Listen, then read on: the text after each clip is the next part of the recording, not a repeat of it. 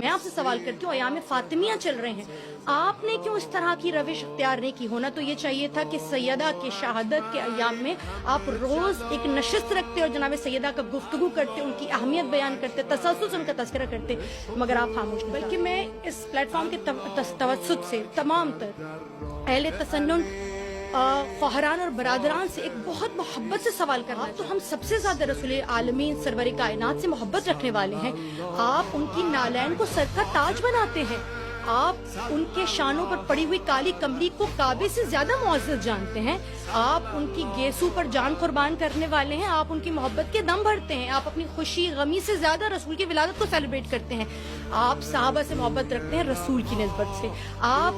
اہل بیت کو چاہتے ہیں رسول کی نسبت سے۔ لیکن میرا سوال یہ ہے کہ وہ خاتون، وہ جس کے بارے میں رسول کہیں بدعت و منی، میرا ٹکڑا نہیں ہے، میرے جگر کا ٹکڑا نہیں ہے، بلکہ میرا اپنا ٹکڑا ہے، جس کے بارے میں رسول یہ کہیں کہ یہ میرا ٹکڑا ہے، شریک کار رسالت ہے۔ اگر آج میں آپ سے سوال کرتی ہوں، اگر آج رسول زندہ ہوتے اور ان کی 18 برس کی بچی یہ کہتے ہوئی دنیا سے گزر جاتی کہ بابا صبت علیہ مصائب لو انا صبت علی الایام سرنا لیال، بابا یہ جو مصیبتیں مجھ پر پڑ رہی ہیں آپ دیکھ رہے ہیں، اگر یہ دن پر پڑتی تو وہ سیاہ رات میں تبدیل ہو جاتے۔ آپ قتل بھول جائیں، آپ فدق بھول جائیں، آپ ہر شے بھول جائیں۔ میں سوال کرنا چاہتی ہوں، اور یہ اگر آپ تعقل کر سکتے ہیں، تفکر کر سکتے ہیں، تدبر کر سکتے ہیں، سب کچھ چھوڑیے، بس یہ روایات ملتی ہیں کہ جناب سیدہ دنیا سے جاتے جاتے علی سے وصیت کر کے جا رہی ہیں، کیا علی میرے جنازے میں کوئی شریک نہ ہو،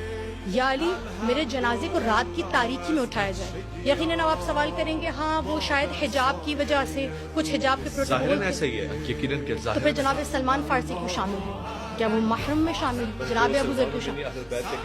ذر کیوں شامل ہے؟ جو لوگ شامل ہیں وہ کیوں شامل ہیں؟ حقیقتاً مسئلہ محرم یا نامحرم کا نہیں ہے، مسئلہ ناراضگی کا ہے، کوئی تو ہے، چلے چھوڑیے، میں اپنی جانب سے آپ کو لقمہ نہیں دیتی، الفاظ نہیں دیتی، آپ جائیے معلوم کوئی فرد یہ کہتے ہوئے دنیا سے چلا جانا کہ میرے جنازے میں کوئی شریک نہ ہو،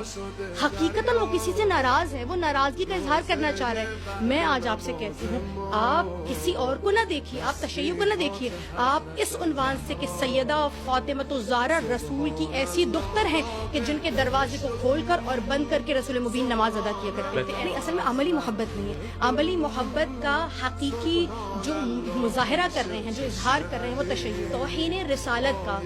اعلیٰ ترین نمونہ کربلا میں پیش آیا، توہین رسالت کا سب سے اعلیٰ ترین توہین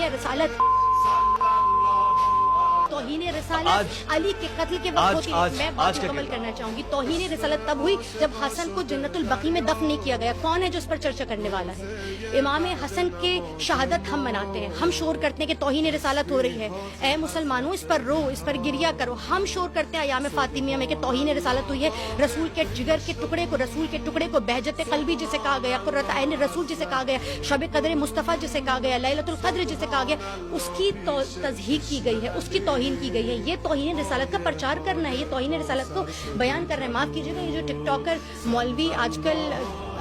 مثلاً باہر نکل آئے یا توہین رسالت کا کے نام سے پرچار کرتے ہیں، یہ کہتے ہیں کہ ہم توہین رسالت کے خلاف ہیں، یہ کہنے سے نہیں ہو جاتا۔